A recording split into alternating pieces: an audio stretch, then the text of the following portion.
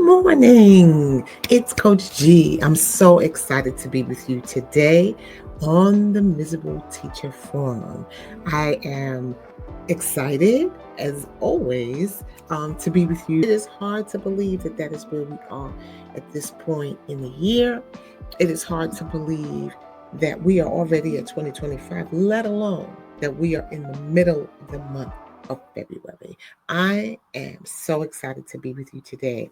There is just so much going on in our world, and more than ever, it is so important that we connect and tie to our principles of faith. And so that's why we created the Miserable Teacher Forum. This is a place for mid and late career teachers to reclaim that which matters most to them, prioritizing their time, their talents, and their tolerance in order to live the life that they deserve and desire.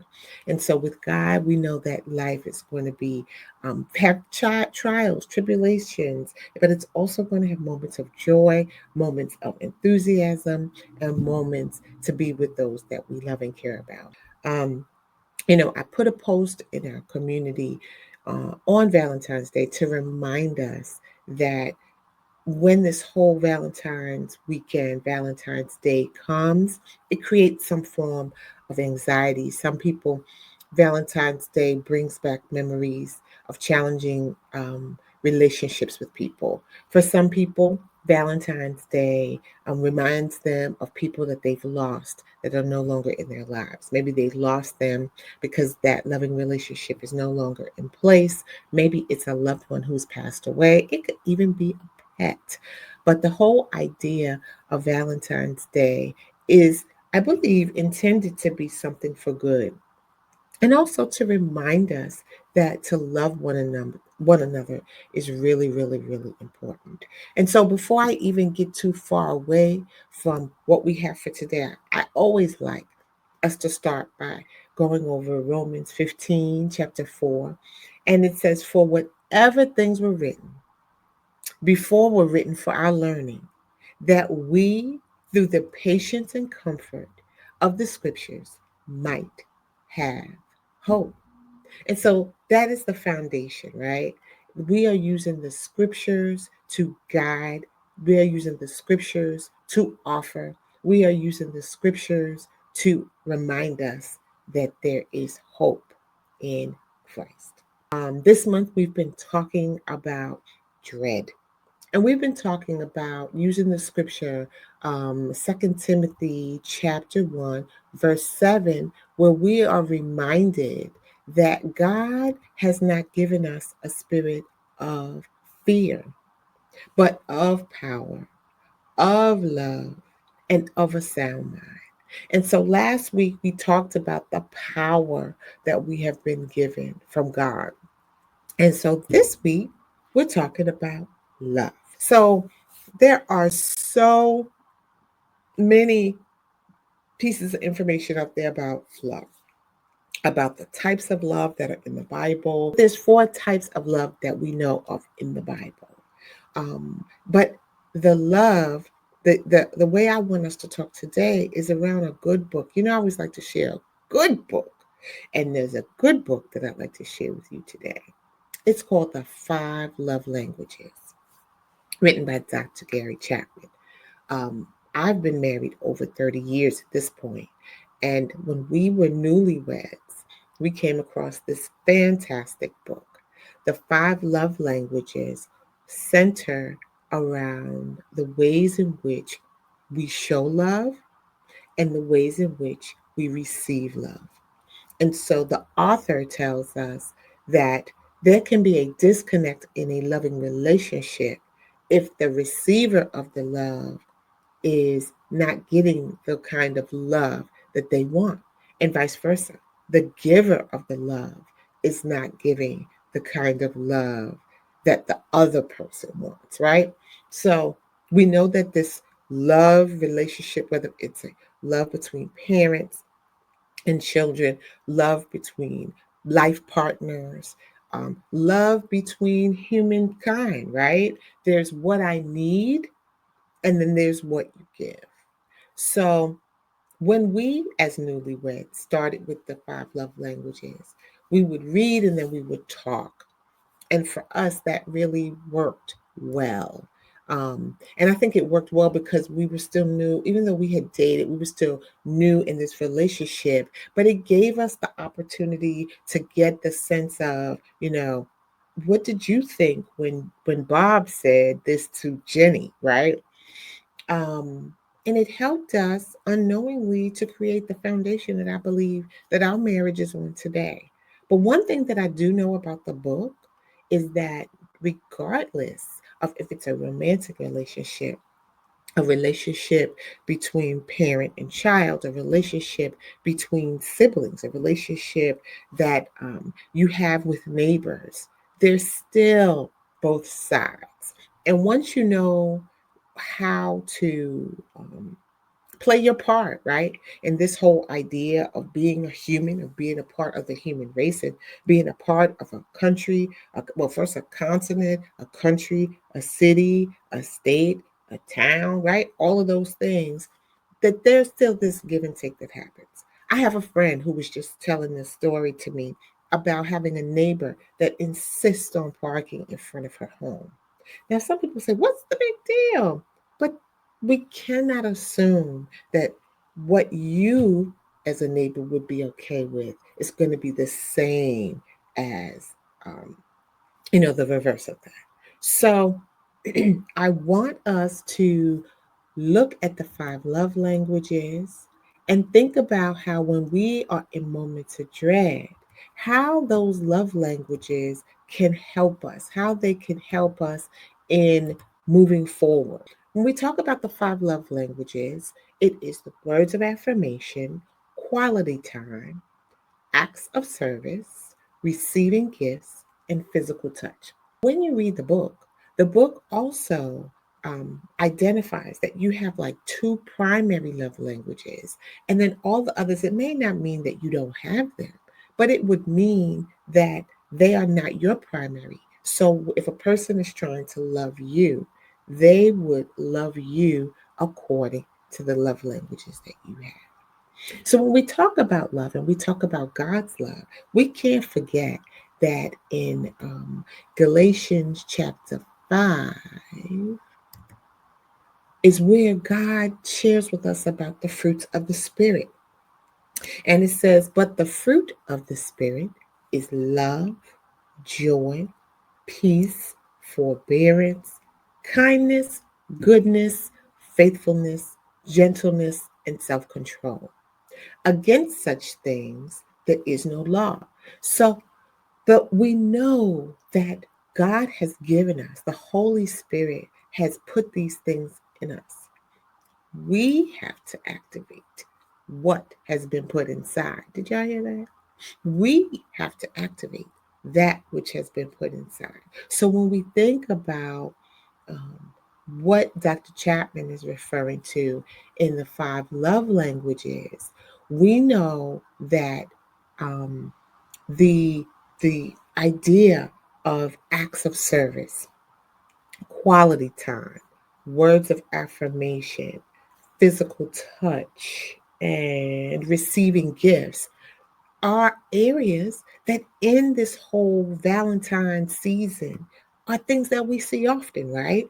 So as we try to make the connection between love and dread, my observation, what I've come to know, is that when I look at things from a loving perspective, it might change how I approach, right?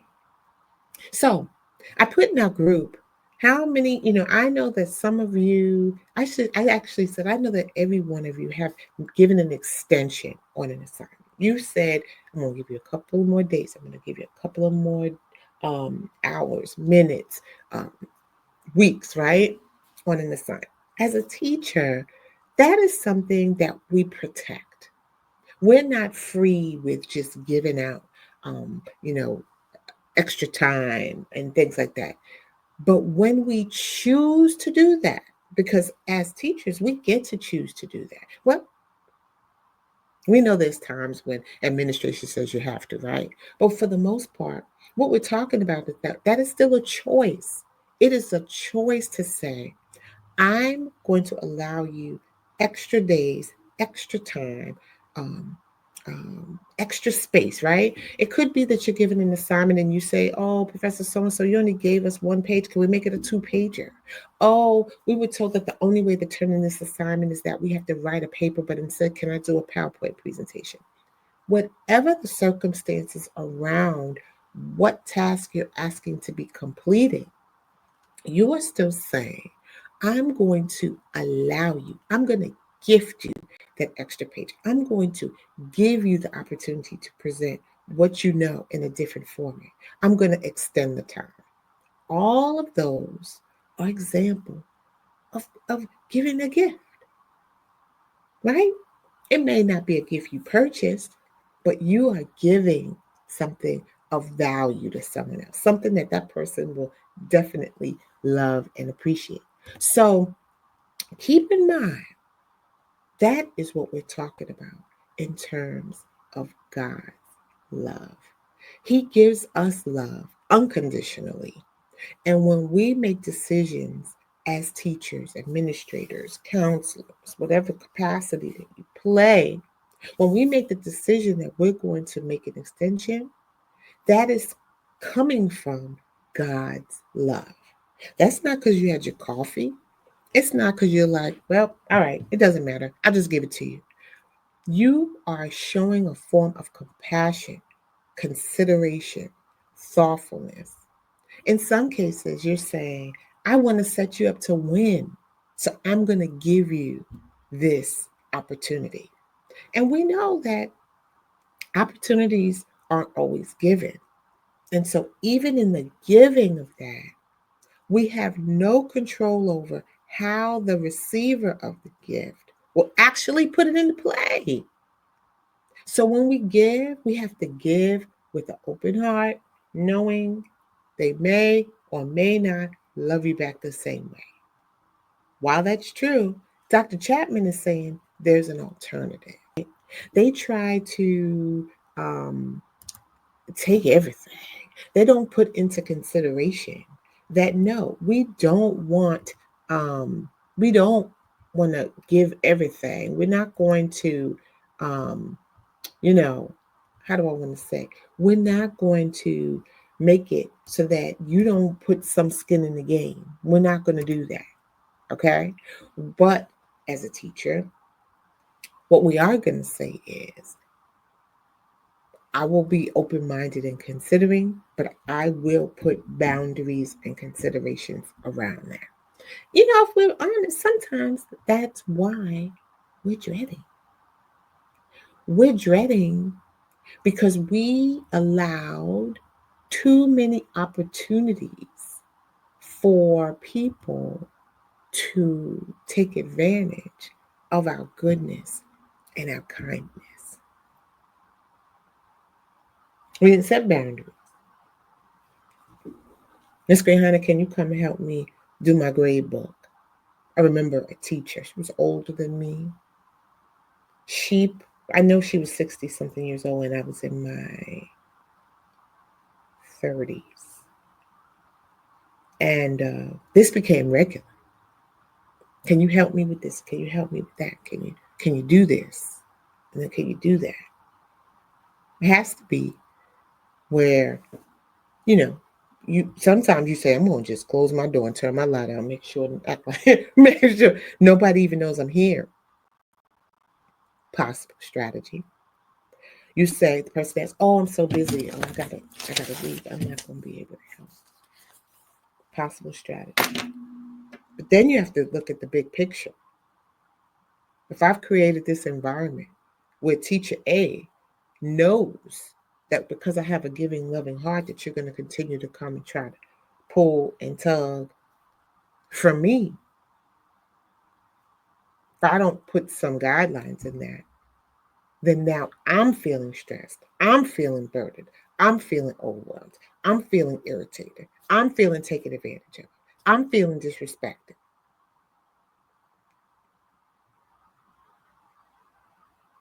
So one thing that the scriptures tells us, I'm not a Bible scholar, but from what I'm recalling, it tells you to honor your mother and father so that your life will be long, right? But it didn't really give parameters for other people. It says yes, honor, respect the government and stuff like that, but not more than Christ, not more than my parents.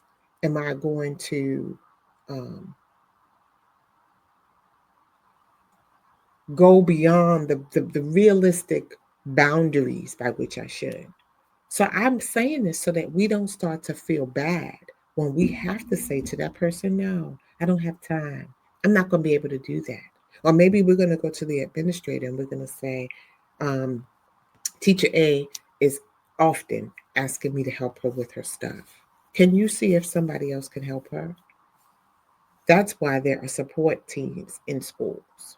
We know that they're not the way they used to be in some instances. We know that.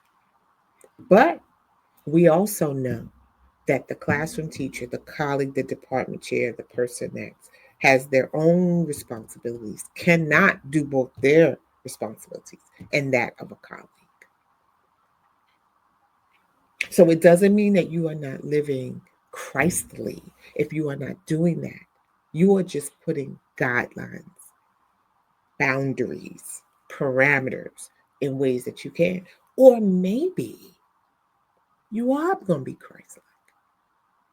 Some of us experienced teachers could offer new teacher grace, support, encouragement, help. Hey, during my lunch, if you want, I could come and help you out in your class maybe for 10, 15 minutes. If you want to do that, it might be that you are creating and building a relationship with that younger teacher, and that teacher really could use you. They could use your advice. They could use your guidance. And then on the other side, you could say, hey, why don't you come spend 10, 15 minutes in my class with me? You could make it reciprocal, and you also could make it so that the person doesn't feel like they are less than. There's two sides to that too. We don't want the teacher to feel beholden to you, but we want it to feel like a collegial relationship that is filled with collaboration, support, encouragement, and fun. Remember that. So, when we are talking about the love that God has given us, there are those opportunities for those fruits of the Spirit, and that's love that we have been taught, that we have been given, that we have seen in other people. It's okay to apply those. And it's also okay to protect and preserve how and when you do that with people. Because if you don't, you could create environments where you now are dreading. You're dreading going to work. You're dreading seeing a person. You're dreading your chosen profession and your work. So, how does, you know, not only knowing that we have love, but how is it that showing acts of service could keep me from dread? Think about those people, Mother Teresa. I love me some Mother Teresa. Um, um, Not Anthony Bourdain, Andres, the chef that travels the world, feeding people on uh, in war zones and disaster zones. He is serving.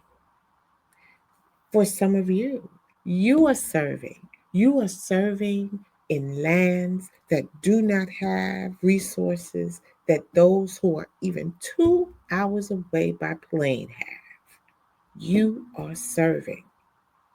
When you offer your time to stay after school and do study hall or work with clubs and activities, you are serving. Those are acts of service. When a parent says to you, I don't know what else to do with this child. I have done everything. And he says you are his favorite teacher. Is there anything you could say to me? Is there anything you could suggest? Is there anything you could do with my child? When you decide and do that, those are acts of service. And they're acts of service that you could give for free. Free meaning monetarily, right? But you're giving of your time, your talents, you're giving of your resources, sometimes the human capital. Hey, I have a friend that does that. Maybe I could connect you to acts of service, not always looking for your hands out. When I was little, I remember that the old folks would kind of make it feel like it was bad for you to want stuff, right? I think that what they're saying is, even Dr. Chapman, he's saying you could want to receive gifts, like that could be your primary, but it doesn't even mean it's wrong. It becomes wrong if you don't know how to give back. So are you the teacher, the administrator, the friend, the parent, the colleague, the choir member, the crafting circle buddy that never brings you on to share with the others? Y'all know we making blankets. You always come with just your hook or your needles, never bringing anything to contribute to the group. Are you the person that comes to the potluck? Hey, girl, I just love coming to your style, never bringing a thing, never offering to host at your home. Are you the sibling that insists that you got it? I could take care of it. Mama can stay with me. Don't you worry about it. And then when someone says, I can help you, you go, no, no, no, because I don't think she's going to like it. No, no, no, no, no, because I don't think she's going to be comfortable there. No, no, no. Someone's showing you love. Someone's offering you a helping hand. And on the other examples, someone's always been offering you, but you have not been contributing. So for many, and I was sharing what I was going to talk about today with my husband, and I told him I was going to give you all a treat. I can't wait to share. Are y'all ready to see the treat I got? Let's see. Can y'all see it? I created this free download for you all. The intent around this, I put the scripture at the top. God has not given us a spirit of fear, but of power, of love, and of a sound mind. And notice that there are 5 categories. These 5 categories are intended to offer you opportunities to push through in times of dread. They connect so much to the 5 love languages. And when you read through and see all that's presented, you'd be surprised at how many you do naturally and how many you may not have done in a while. So I've given you these categories, and although there's no particular order, I did start it intentionally at the point of kindness. Kindness can be as simple as saying good morning. It could be as simple as lending someone a helping hand, or as simple as writing a thank you note to someone. Maybe you are at another category of love. You show selflessness. And so selflessness can be, you know, holding the door open for the person behind, or listening fully if someone asks you, no, I'm sorry, if you ask someone, how's your day? Actually listening fully is a form of selflessness, because you're actually going to sit there. And if they say, I'm not having a good day, you're going to do more than, oh, okay. No, you might talk a little bit more. You might encourage. You might inspire. It also will be a form of selflessness if you created a safe space for someone you knew. It could be a physical space.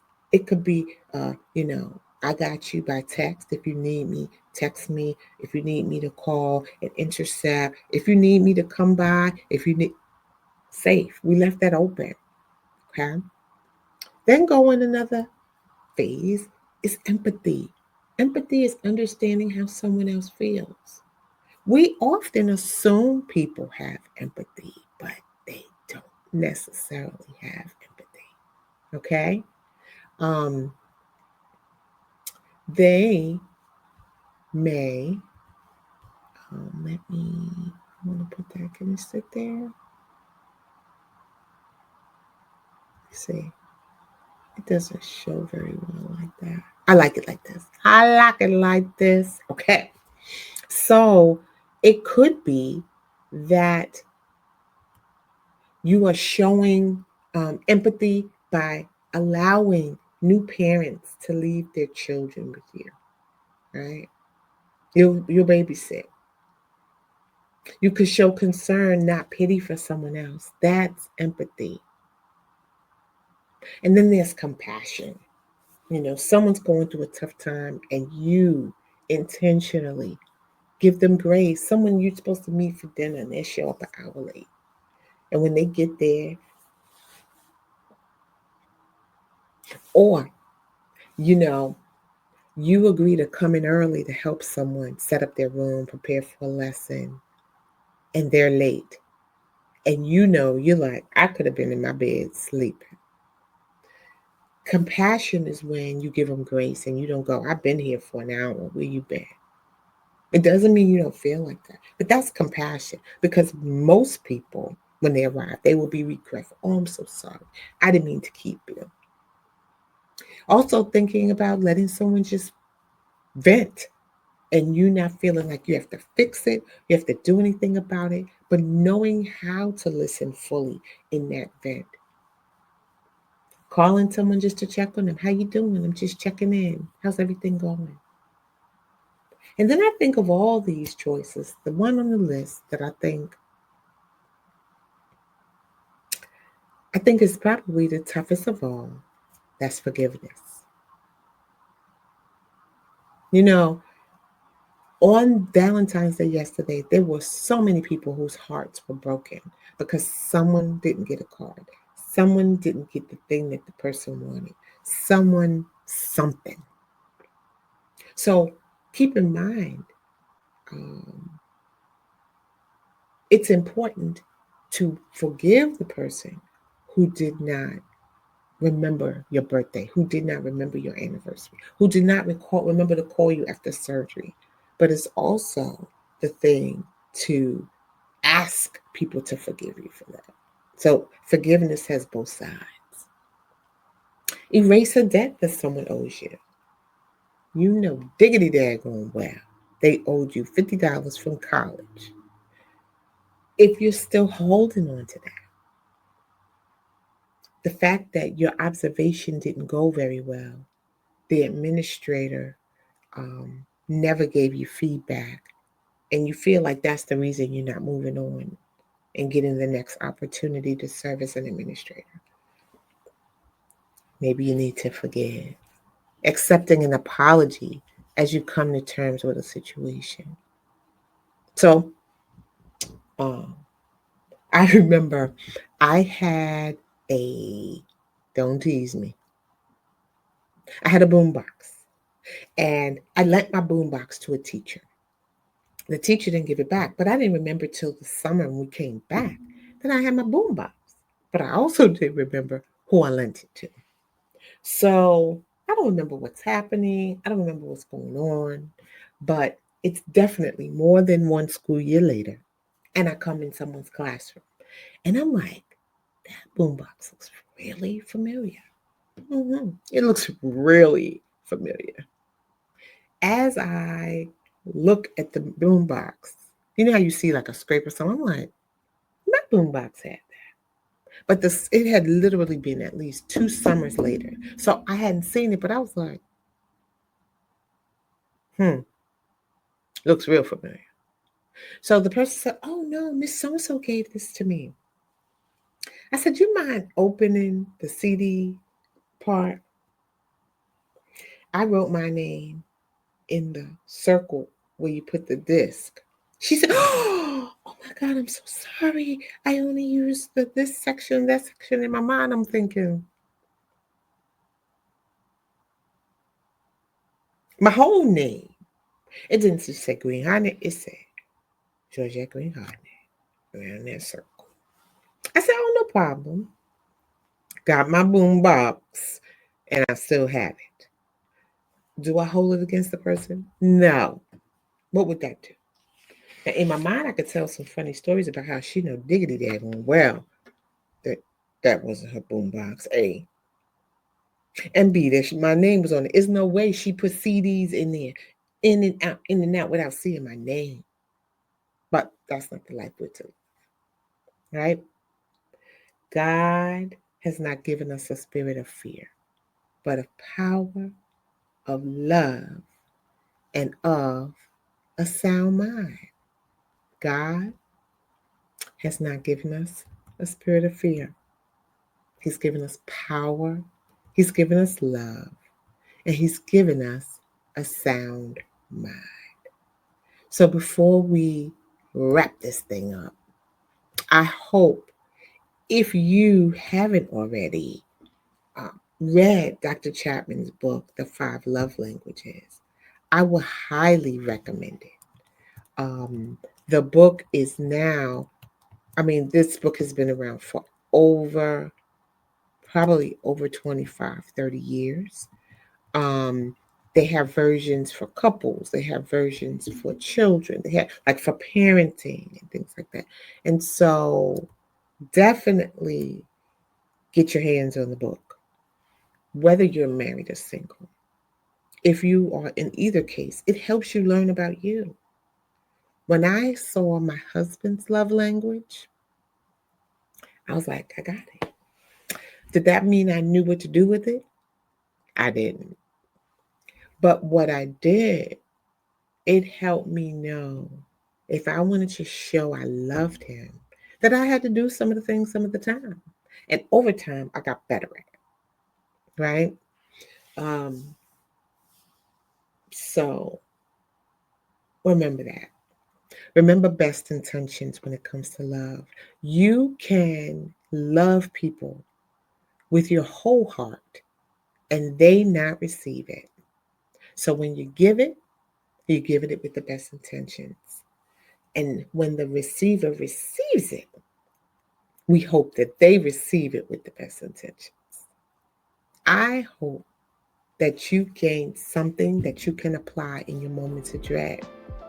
Look to God and look to the many ways that you can show love to others. Acts of service, physical touch, quality time, receiving gifts, and words of affirmation, I think are the greatest ways to simplify how we can show God's love. And for those who struggle with receiving these types of love, pray for the people who you're serving. Pray for the people you're working with. Pray for the ways in which God can use you and show you how to show others the kind of love that He offers. Mother Teresa tells us that our vocation is the service for Jesus. Y'all know I got it over here. Here we go. Many people mistake our work for vocation. Our vocation is the love of Jesus. Remember? Love.